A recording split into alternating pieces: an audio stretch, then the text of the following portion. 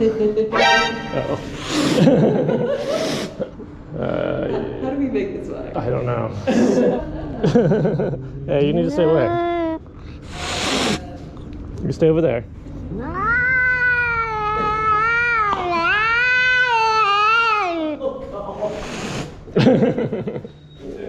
Hi. Nice to meet you. David, nice to meet you. Hello. Travis, David. Did you meet Amber? Yeah, they're From Kilburn, London. Oh yeah, I remember. Yes. No. Okay, you tell him what's up. Oh yeah, I talked to Ilva. So what happens is, so Ilva, our other cat, always walks up to her, and then she'll immediately start licking Ilva's head. Oh. And so I'm like, oh, she loves Ilva. But I talked to a vet the other day, and they were like, oh no, that's a sign of dominance. Yeah, it's just like, just imagine you walk up, like if I just walked up to you and I was like, I'm gonna fix your hair. Yeah, decorate, and then he'll work on projects with me, but he's just not in it full time. Yeah. But he's done amazing. Oh, there you go. Some dreamies. Yeah.